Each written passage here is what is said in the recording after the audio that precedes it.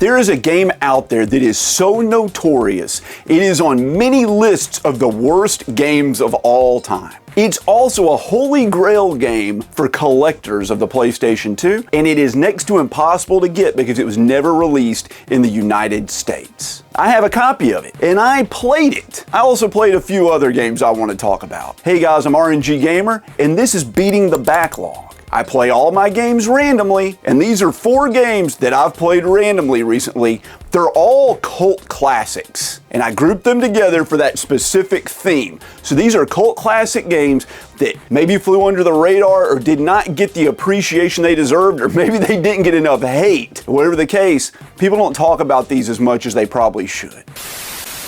Now, I'm not gonna make you guys wait. I'm just gonna start with the game that's in the thumbnail, the heavy hitter Holy Grail game. Let's see how it was picked. I just finished 10 retro games, which means I earn a gold star. I can use a gold star to pick any game to play I want, as long as it's retro. Now, I already have 10 gold stars banked, which means I have to spend this one.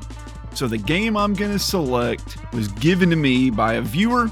Promised her I would review it. Like I said, this game was sent to me by channel member Crystal Andros. Thank you so much. That earned her a gold star, and this game was selected to be played by her. And I'm dedicating this review to her. Now, my copy of this is sealed, and according to GameEye, this game is worth $888. Now, I know you're gonna get in the comments, you're gonna be like, well, actually, that's the Italian version, it's not worth as much. I didn't look all that up. I just scanned the barcode, and it said $888, okay? That's what I'm going with, all right?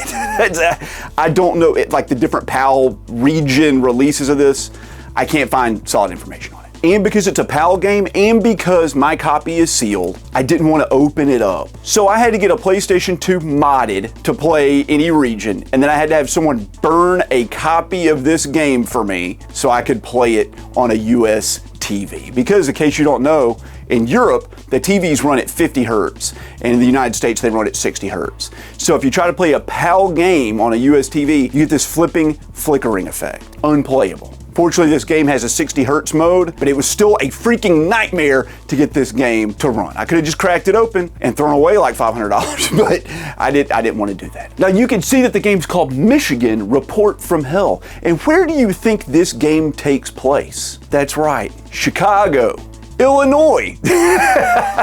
I thought this game was going to take place in like Detroit or something like that. Negatory. It takes place right outside of Chicago, Illinois, which is just so crazy. I guess they're talking about Lake Michigan, which I think is next to Illinois, but that was not what I was expecting. So in this, you're playing as a rookie cameraman for a news team, and you're reporting on the strange events around, like I said, Lake Michigan, and you end up having to run all around town to save all the staff of the news station. Now, I've never actually played a game like this before or ever seen anything like this game. You don't actually do anything as the main character in this, other than just you occasionally can push stuff out of the way by walking into it really fastly. What you do is you sort of direct the scenes. There's the sound guy, and then there's the news reporter, the anchor woman. It's always an anchor woman. And you just sort of point the camera at them. This includes interacting with items and having them shoot enemies. You don't do it yourself. You just point the camera at what they're supposed to focus on. And finding the enemies in this is very strange because it's weird to me that every camera person carries around a firearm with them.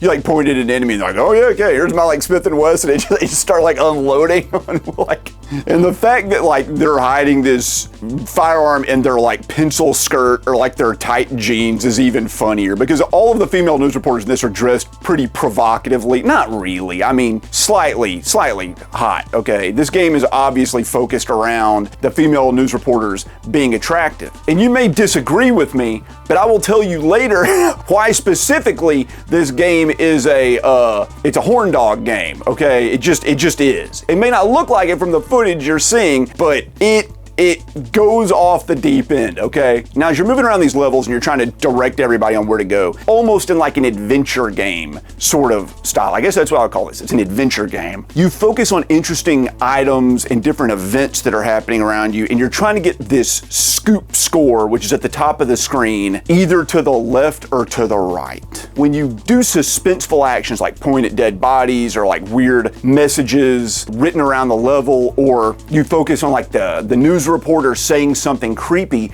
the suspense score goes up. Now, this is a Suda51 game. If you guys don't know who Suda51 is, he did Shadows of the Damned, he did Lollipop Chainsaw. He is a video game auteur and a man of culture, as many would say. And that is highly prevalent in this game as well. See, on the left side of the bar, you have the erotic score. So as you're filming, if you decide to focus on things like looking up the camera woman's skirt or staring at her chest or things like that, heck, sometimes you even find like pornography hidden on computers in the game and stuff. And if you just decide that that's what you want to focus on, well, that needle moves to the other side. You get the erotic score. I didn't understand that was even a thing you could do till like 80% of the way through the game, so there's not a lot of footage of that. You're welcome. Like I said, I didn't know you could crouch down and like stare at their butts, okay? And that's fine, that's fine. All right, but I think it's weird that that is like 50% of the scoring, not like a hidden Easter egg. That's like the other half. You do one or the other. You do your job or you be a pervert. Now, as I said, this plays more like an adventure game than anything else where you just kind of click on stuff and hope something happens. And usually something terrible will happen to the hot girl at the end of every stage. You might have to save the news reporter, or maybe you just can't save her at all. But an interesting mechanic of this game is that it doesn't matter if she dies. If she dies, you just pick up another news reporter in the next stage and just move on with the game. There's very few ways to fail this game. It's more about getting like the suspenseful high score or the pervy high score. I've heard very many people tell me this is an absolutely terrible game, like one of the worst games of all time, and it is well known for having the worst voice acting of all time. And I'm gonna agree with you 100% with the voice acting. This game is the video game version of the movie The Room. You guys know The Room? I did not hit her. It's not true. It's bullshit. I did not hit her. I did not. Oh, hi, Mark. This is just the game version of that. That's exactly what it is. And that is what they were going for. I'm fairly certain.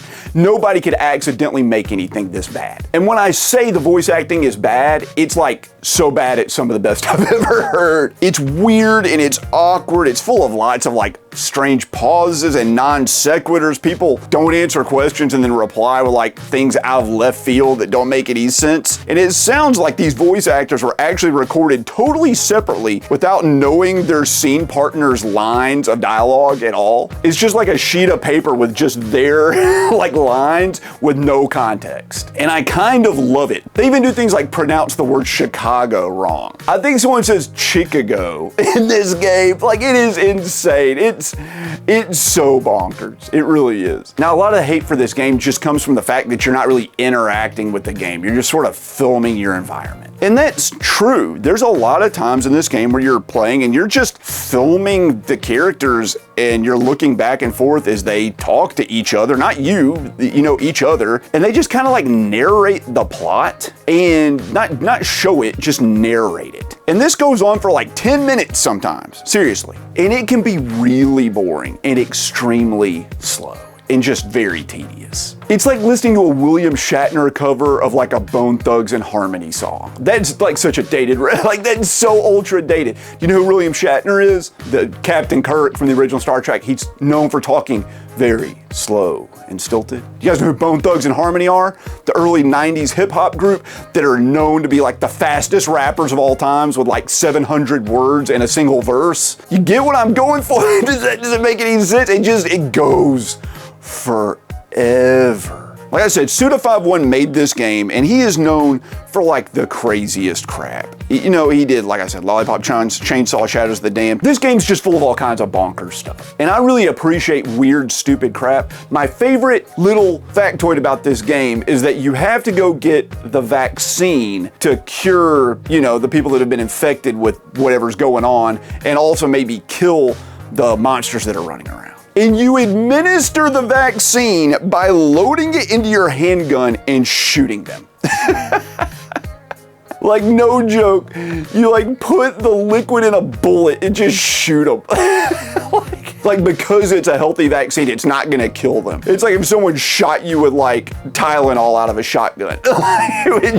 It'd still probably kill you, right? And what's so funny about it is the vaccine is sodium chloride, potassium chloride, and magnesium chloride. Those are just salts. Those are the salts you find in like sports drinks. And believe it or not, the vaccine in this game, they find it as a sports drink. They're just loading Gatorade in a bullet and shooting people. That's the big secret to this whole thing, is that you can cure and or kill people by shooting them with Gatorade. Now, I mentioned this as being a horn dog game, and I'm gonna stick behind that because after you beat the game, you unlock a mode where you get to film the news reporters you saved in scandalous clothes, in scandalous poses on a stripper stage. And you film it and you take pictures of it. All right, now that's fine. An interesting tidbit, if you look online at a guide to this game, and the reason I looked at a guide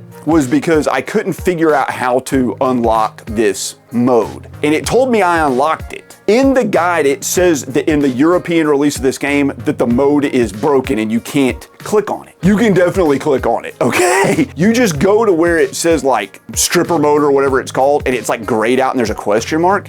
If you just click on it, it just boots up even though it looks like it's not gonna boot up. It 100% worked for me. So, I don't know if you're seeing gameplay footage. I don't know that I can even post it on YouTube, but you can go find it online. Okay, you can find it somewhere. All right, if you gotta see it, if you just have to see it. Now, we've established that this game is worth hundreds and hundreds and hundreds of dollars, and that's true. We've also established that this game is supposed to be truly terrible, and I have seen multiple websites give this game a 1 out of 10. I've seen videos say it's the worst game of all time. I have seen pretty much nothing good about it, but all those people are wrong. Michigan Report from Hell is not a bad game. It's a so bad it's good kind of game. It's really awkward. I enjoyed almost every minute of it, other than when I was just watching people talk back and forth, but even then you can kind of explore around. You don't have to film them, you know, and they do say interesting stuff. It's kind of like watching a train wreck. It's tragic, but no one's gonna say it's not interesting.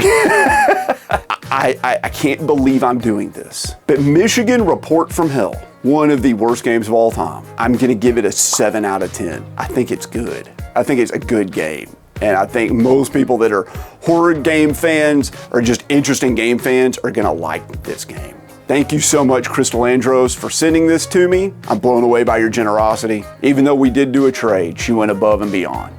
Thank you again for that. And speaking about going above and beyond, I want to tell you about today's sponsor. They've been a sponsor of this channel multiple times. They're back again. It's Into the AM. And you guys are aware that I'm well known for wearing like plaid and button-down shirts. And I went to Into the AM to buy some clothes from them before they ever sponsored one of my videos. And I really do think that they are a fantastic clothing company that makes really high quality clothes that are in that middle range price. Every shirt that I buy is either like $12 and it falls apart, or it's like $150 and it looks great, but it's like $150. Into the AM is in that sweet spot in the middle. And they have great deals on their website all the time. You can go check those out. But what I wanted to do with you is something a little different and share a freaking testimonial about it. I have had 2 people walk up to me in real life. People I know, one is a content creator, and tell me that they bought clothes from Into the AM based on my recommendation and that they were honestly the most comfortable clothes they'd ever had. Their casual pants, which I don't own, I have been told are the most comfortable pants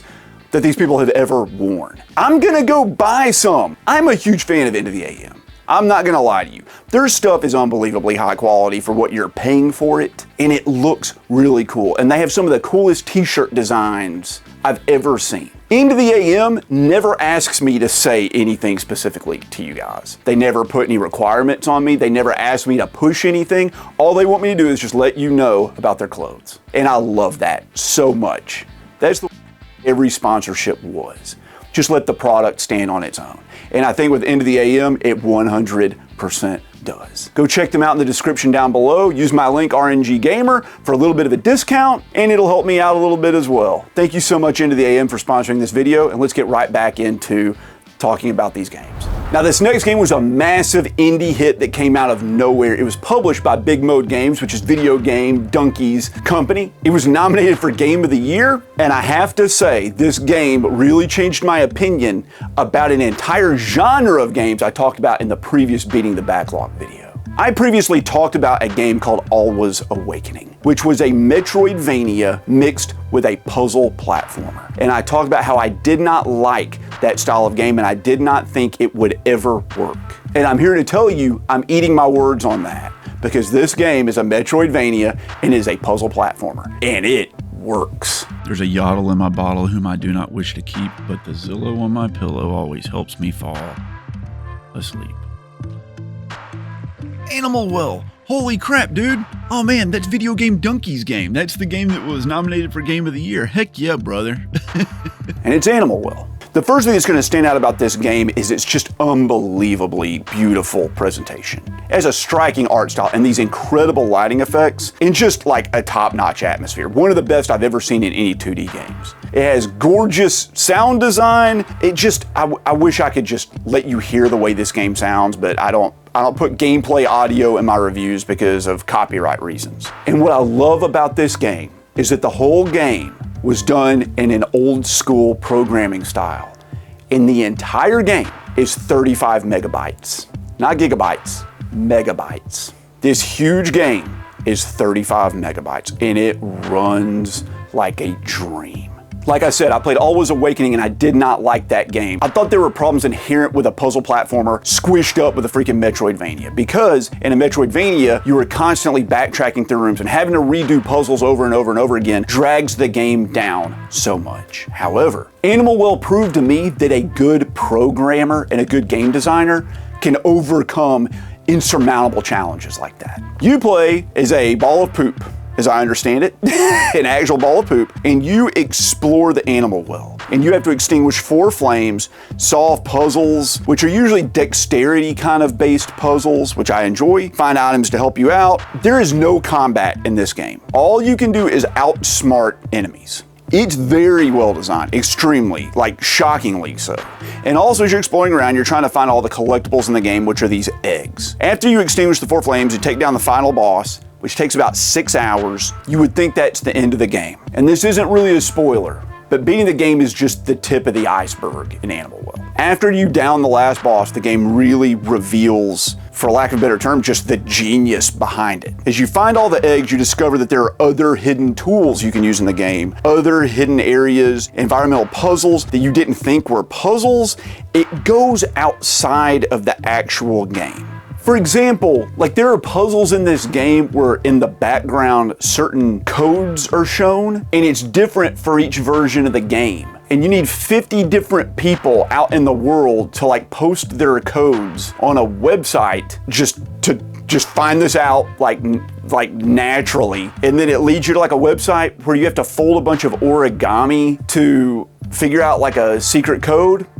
What? It's real like mind F stuff, right? Okay. And it just keeps getting deeper and deeper. And the meta game and lore outside of the game, the community is huge and they're still finding stuff. And they talk about layers of the game. Like the first layer is beating the game, and then the second layer is like finding all the other hidden stuff, and then the third layer is like finding stuff outside of the game. It just keeps going deeper and deeper. And as I understand, they're still finding stuff about it. Even now, like a couple years after the game's come out. There are areas on the map people still haven't figured out how to access yet. It's just crazy. That crap's so crazy to me. And when I read about this stuff outside of the game, it's more like trying to find the Zodiac Killer than it is really playing a game. It's real strange. And I've never seen or heard of another game that went this far into that. And to tell you the truth, while I'm fascinated by it, I don't really know how I feel about it. Other games have kind of like tinkered around with this idea. For example, Star Tropics on the NES has a code in it and it tells you need a secret message. Well, in the manual of the game, a message is written with invisible ink that you can only see by like dunking your manual in water and getting the code, okay? Or in Metal Gear Solid, when they ask you to look up the channel that's on the box and you run around the game looking for the box, but it turns out that the channel frequency they're talking about is from the physical video game box, like right here, okay, on the box. You have to pull out the box. If you rented the game, I guess you're just out of luck, right? This game is that, but times like 10,000. And I have mixed feelings about it. I really do. I just don't know how I feel about like parts of the content of the game being outside the game. I think that stuff's fun, but I also think it can detract from the game. Like in Star Trox and Metal Gear Solid, it definitely does. You can't finish the game without that outside information. At least in Animal Well, you can beat the game without any of that stuff. You can get even further into the second layer without any of that stuff. But I think what makes people so fascinated with this game is that outside of the game content. Now, I did mention that this game solves that problem of backtracking, but it's still there, and while it is handled here much better than Always Awakening, it is still a flaw in the game. I like the idea of it exploring in Metroidvanias. I love like checking off rooms and stuff. This game doesn't really have rooms on its map as much as it just has like this insanely complicated map. I didn't actually like exploring that much in this game. The backtracking and the puzzle platformer thing is still there. Even though you've been through a room before and you know how to solve the puzzle, and even though there aren't really that many enemies in this game, every time you pass through a room, you still have to resolve the puzzle and you still have to trick the enemies and get by them and stuff. And while I didn't mind it too much in this game, having to explore for all like the eggs and stuff and all the collectibles to unlock those extra special layers, it was just too daunting for me. And I knew that if I continued to do it, it would make me hate the game. That being said, the gameplay in this is perfect. It handles really well, and the puzzles are a lot of fun. They're engaging. They're really smart. Some of them are very challenging, especially some of the boss fights in this game, and some of these long, kind of drawn out passages you have to get through. But save points are pretty abundant, and resources are abundant. I think anybody with enough perseverance can get through Animal Well, and I think it's worth that journey 100%. I think Animal Well is truly groundbreaking, and it's an amazing game, and there's never anything that has been done like it before that I know of. You could spend months or even years getting lost in the lore and the deep concepts of this game, and the community around it is just phenomenal. It's just like a bunch of detectives all working together trying to solve these esoteric and like philosophical puzzles. But the truth is, if you just want to sit down by yourself and experience the game and not have to do a bunch of research outside of the game, you can do that. But you'll always know deep down you're missing out on probably like half the game.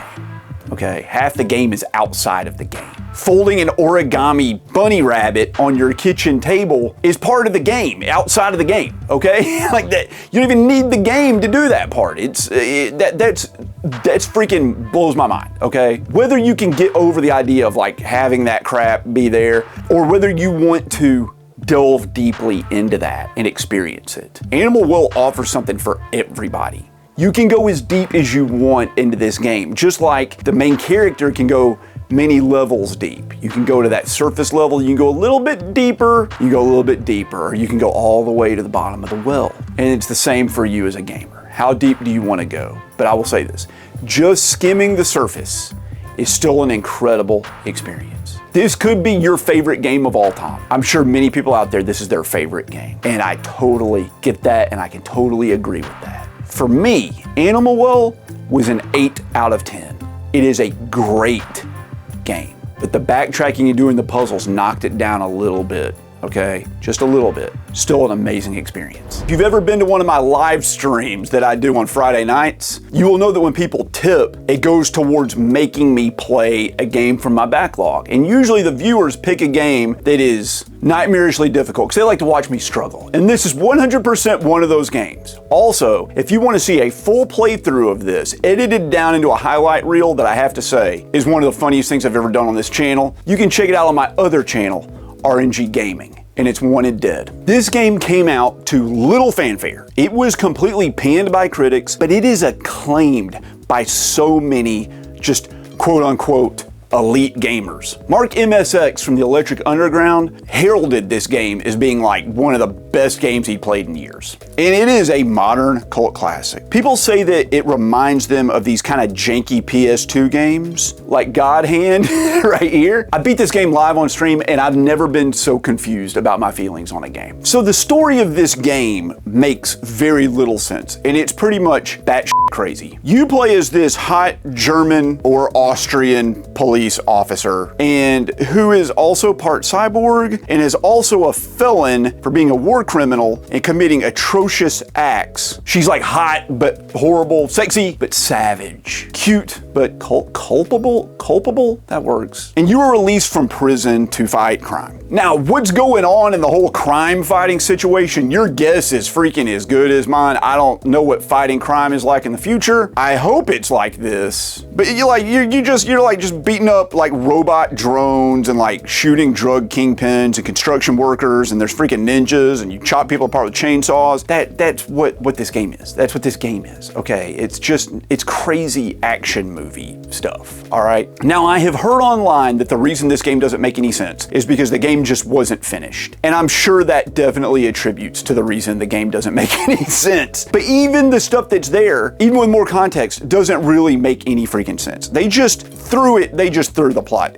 It was written by a 12-year-old or something like that. Like, I don't even know how you come up with something like this if you have any sort of training in writing any sort of narrative. Now, the game looks fine. Like, the graphics are decent, the character models are decent, but it goes super framey when there's too much action on the screen. Like, it will slow down to like sub 10 frames per second kind of stuff, and it gets really choppy. It can cause you to take damage because the game's just lagging so badly. Now, the game soundtrack slaps super hard. It has everything from like technical death metal in it to like bubblegum pop to like Japanese idol pop. It also has a bunch of licensed 80s bangers on it, like 99 Luftballons and She Works Hard for the Money, which caused me to get several copyright claims on my live streams. Now, normally I talk about like the gameplay mechanics of a game, and I lay out like what the different actions are you can do. I'm just gonna forgo that in this review because there's too much to talk about. I'm just gonna describe to you what it's like to actually play the game. So basically what you do is you watch like a 20-minute cutscene full of dialogue that has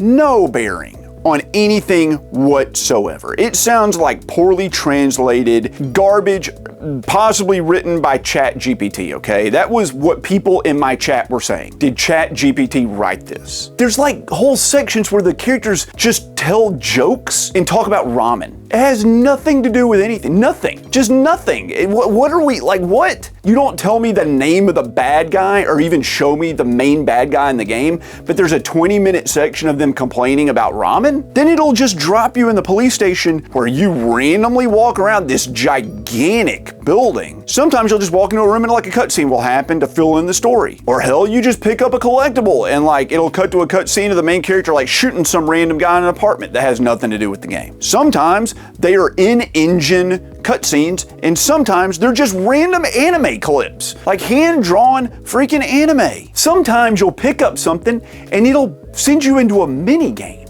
Sometimes you have to like play a claw machine and like try to win a prize, or maybe you just have to sing karaoke for like 10 minutes. At one point, it made me play a 30-minute long spaceship shoot 'em up from beginning to end. I also got the 1 credit clear on it, by the way. Sometimes this stuff is optional, but mostly it's just kind of like forced on you. And that's about half of the game, is just this like random weird stuff outside the main gameplay loop of the game, which is weird. It's really dumb. It's stupid, it's terrible, and I kind of freaking love it. I love stuff like that. The main draw of this game is the combat. It's a third-person cover shooter and combo-based hack and slash, kind of like Uncharted meets Ninja Gaiden, and it is super freaking hard. This game is so hard. I think it's one of the reasons it was panned so hard by the critics. The difficulty level is insane. When you do like combo attacks, it queues up your buttons, it buffer buttons. So if you hit like XXX square, your character will do like slash, slash, slash, heavy slash, come hell or high water. Okay, you can't like really cancel out of it too easily. You have these blocks in this game, and there are like 2 types of blocks. There's the yellow ones, which you parry with your sword, and then there are these red attacks that you parry by shooting the enemy at the right time, kind of like you do on Bloodborne, and they are freaking tight. The windows on these are so tight, and the enemies love to do some crap where they will like wind up with a big like yellow attack, and then right before they swing, it turns red to like psych you out. So the button you were gonna use to parry is all of a sudden a different button. Another thing that happens in this all the time is that the enemies that are around like the area that you're not engaging with just shoot at you all the time. You're trying to like combo some ninja and some dude off the screen is just like shooting you in the back with a gun. So you're always taking chip damage. There's no point in this game where something isn't just kind of like damaging you all the time. It reminds me of like Dark Souls when you're in the poison swamp and you're just poisoned and you don't have any kind of antidote to get over the poison, so you're just trying to play the game while your health's just like slowly draining down. Wanted Dead is like that all the time. You also have these healing vials in the game and you can only carry like I think a maximum of 4 of them at a time, and they are super freaking limited. Only like elite enemies drop them. I don't know of any way to buy them. You can't pick them up anywhere else. They're just very limited. Also in each stage you get basically 1 revive. So if you get taken out, one of your teammates will revive you, if that teammate happens to be in this section of the stage. So really you can only heal a handful of times in any given level. And getting hit in this game, I mean, if you screw up once, just a basic hit from an enemy will take like 75% of your health. It's a very methodical and precise style hack and slash, which is crazy because everything around the game is not methodical and not precise. It's wacky and off the wall and zany, and it's just going like full out, like pedal to the metal,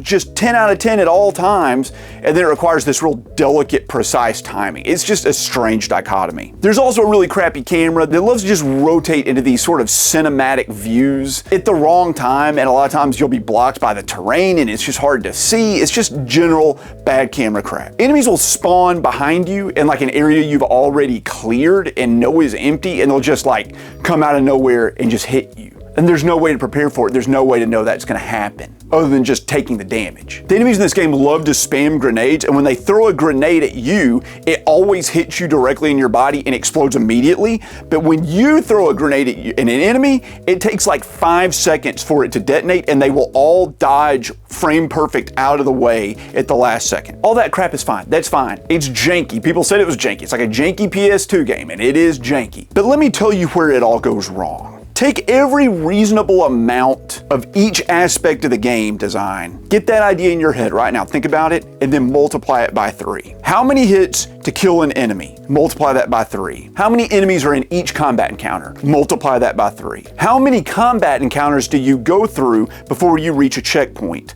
Multiply that by 3. Do you think 5 minutes between checkpoints is fair? 10 minutes? No, it's more like 15 to 40 minutes between checkpoints in this game. What's a normal level length for a game? What are you thinking? Like maybe 30 minutes? Nah, man, multiply that by 3. We're talking 90 minutes, 2 hours, something like that. There are only 5 stages in this game, and it's over 10 hours long. How many frames do you have to block an attack? Divide that by 3. It's just like the designers took all the sliders of the difficulty of this game and just maxed them out in every direction. And this is a perfect example of why a developer can really hurt their own game. They just did not understand what was a reasonable expectation of the gamer. And this isn't like Ninja Gaiden Sigma, where it's relying on you to be a good gamer. This game's just unfair. The game was so hard when it released, they had to patch it to make it easier, and then people complained about that, so they repatched it to make it even harder, which is the version I played. I got stuck on a boss and could not take this boss down. I spent hours working on this one boss, so I went online to watch a walkthrough, and guess what? The walkthrough was different than the combat encounter I had. The version I was playing had extra phases that wasn't in the walkthrough. I looked online at guides from like IGN about how to beat this boss, and they were talking about stuff that didn't even exist in the game. They changed the boss encounters. They patched it to make it more unfair. In the original version of this boss fight, you just fight the boss with about 5 enemies around him. You take out the 5 smaller enemies, you take him down in the first phase by comboing him and blocking his attacks, then he goes into phase 2 where you shoot him. In the version I played, you fight 20 enemies before he even comes down into the combat arena. The whole time he's spamming grenades at you. After a certain time limit, depending on how many enemies you've taken down or not taken down, he comes down and he just starts bum rushing you everywhere you go. And while you're trying to fight the other enemies, he just shoots you with a gun from a distance. So you're always taking chip damage. It is bullcrap. And this is why so many people hate this game. The balance is some of the worst I have ever seen. and playing the same 20-minute long section 7 times because some butthole shoots you through the wall with a freaking rocket launcher. You can't shoot him, but he can shoot you is bullcrap. Or your own freaking teammate just throws a grenade at you out of nowhere and blows you up. Or a ninja spawns in behind you in an alley you've already cleared and stabs you from off camera and you don't even know he's there. All those things happen to me and cause me to have to waste hours of my life. It's very disappointing. But the framework of the combat is so good. And if it had been tweaked and fixed and just straightened out, it could have been some of the best combat we've ever had in a 3D hack and slash game. It really does feel like an overly difficult and janky PS2 game. And that's exactly the kind of game I like, but they just don't nail it in Wanted Dead. They went too far with the difficulty elements that make the game irritating and not challenging. If I can kill 10 of the exact same enemy in a row, I can kill 30 of the exact same enemy in a row. But what they don't realize is that no one wants to do that. 10 is enough. I don't need to do 30 to prove myself. The game's just too padded, it's too long, it's just too much. It's just too much. Still, I think it's a good game. It's a good game and it's a bad game. There were times I was having a great time with Wanted Dead, and there were times I really wanted to quit. Still, I've never played anything like it, and I did have a good time playing it. Even with all its faults, I do think that Wanted Dead qualifies as a modern, janky cult classic. It's a good game. Wanted Dead is a 6 out of 10. It is a little good. Let's see what's up next. Blah, blah, blah, blah, blah, blah, blah, blah, blah, blah, blah, blah, blah, blah, blah. Spin. Satazius. Here it is. It's on the PAL release of the Shmup Collection by Astroport. It's right there. It's right there. There it is, right there. Now, Satazius, or Satazius Next, which is the updated version, which I played, was originally a Dreamcast homebrew game before getting ported on this collection. Astroport did a lot of these sort of homebrew shoot 'em ups, and this is one of their classic ones. Now, this game is highly influenced by classic Gradius and R-Type, both of which I'm very familiar and have gotten the freaking 1 credit clear, meaning I beat the game without having to continue on both of those. In this, you select a loadout that can be upgraded throughout the run by grabbing power-up icons and like the corresponding color. And of course, obviously, you can switch this loadout between stages, and some of the stages really hinge on what you pick. You need to know what's the correct loadout to get through the stage. Now, there is a lot of different variety in these weapons that change up the gameplay a lot, and I enjoy that. Some games where you have a loadout, it doesn't really matter what you pick. You just pick what you like, and this one, it can have a detrimental effect on you if you pick the wrong freaking item. Now, this game, like I said, shares its DNA with Gradius, and one of the main features of this is the environmental hazards. Crashing into walls, booby traps, which are like things falling on you from the ceiling, space debris, crap flying into you, that sort of stuff. It's like the main focus of this game, and it requires a lot of precise and split-second movement. And this is present in Gradius and R-Type, but it feels really amped up in this game. Like, it's not like a set piece that happens occasionally, it's a constant thing that's going on in every level. Of course, you're gonna die a lot in this game, but luckily it doesn't ruin your run very much like it does in Gradius. You don't lose all your power-ups, you just get a slight downgrade. So Gradius syndrome is mostly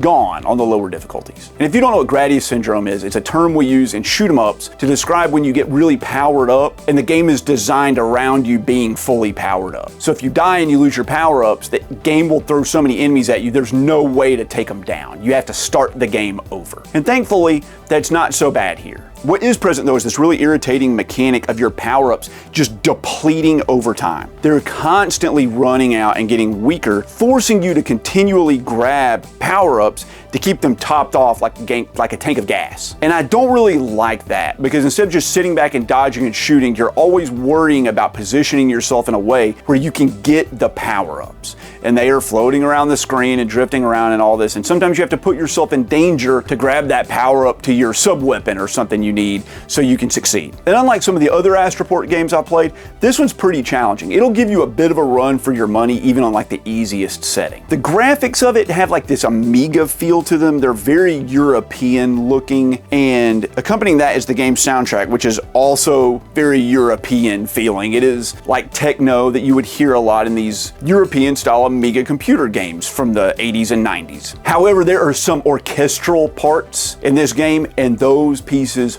are fantastic. I wish the entire soundtrack had gone down that route. It would have been probably very expensive, but they are memorable, hum-along bangers. They are fantastic. They really are. This is one of the better Astroport games I have played, and I think they were kind of firing on all cylinders here, but there are some flaws. The main one is that the boss fights in this game are like a joke. Most of the bosses are just killed like with one charge of a super attack. You just charge up your super attack through the whole stage, you get to the boss, you just unload it and just take them out. You don't really have to learn their patterns, and that's what the fun is in a lot of shoot 'em ups, is learning the patterns to, you know, progress in the game. You don't want to just go in there and like trump card them and just blow them out of the water. Not every time. Sometimes that's fun, but like not on every boss. And I mentioned the Gradius syndrome earlier. On the higher difficulties, it is very present. You're so overwhelmed by enemies that when you die, you don't really have the opportunity or the space to collect more power-ups. So you basically have to start your run over, which is not that great in a game that's this long. And this is a fairly long shoot 'em up, coming in at over like half an hour, which is long for like an arcade style game.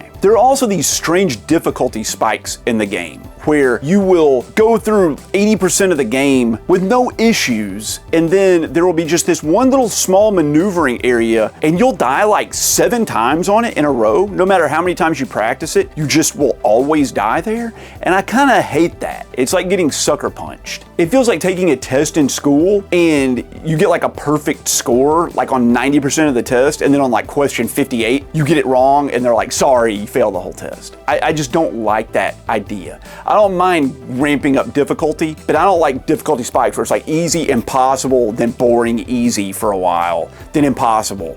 That's not fun. You're not beating the game at that point, you're just beating that section, because the rest of the game is effortless. The game is a little too long. It could have been one stage shorter. I think that would have made it better. And like I said, it feels like a mashup of Gradius R-Type and even Darius in a way. The enemy designs, patterns, whole sections of levels are just like lifted from these other games. There are like sections that are just like out of Gradius 3, and there are sections that are just out of like R-Type. And I think that's honestly why this game succeeds, is because the developers stole their best ideas from other games. And is that fair? Do you reward someone for that? That you're like, oh, this part's really good, but it's like almost exactly the same as it is in an arcade classic? The scoring in this game's really easy. It's kind of an afterthought. You just don't get hit. You grab all the power-ups you've already picked up. You just keep adding to your multiplier. I don't think this is a high-scoring game. I think this is more of a game where you're really focusing on survival. You just want to beat the game, or you want to beat the game without having to continue. You know, that sort of game, not racking up a giant high score. The game's too slow and plodding for that kind of gameplay. Now, Satazius and Satazius Next, both of them are on this collection. They're basically the same with just updated graphics. It's fine. There are many other better shoot 'em ups to play to occupy your time. But if you've already played everything, kind of like I have, this is okay. Like I said, its best points are that it like stole really good parts from other games, for lack of a better way of describing it. So I don't know, I think it's okay. I'd give Satazius like a 6 out of 10. It's good, but it's not great. Thanks so much for sticking with me, guys. I really appreciate it. Do that for me. Subscribe to the channel. Give me a like. Leave me a comment. It really helps with the YouTube algorithm. The names you see on the screen right now, well, those are my Patreon supporters and my channel members. They mean the world to me. They help so much with this channel. I'm not a full-time YouTuber. Every dollar I spend on this channel comes out of my pocket, but they help with that. If you'd like to join up, get early access to my videos, get access to my Discord, get member exclusive videos, maybe get your name in a video, you can find those in the links down below in the description. Thank you so much, guys, and I'll catch you next time.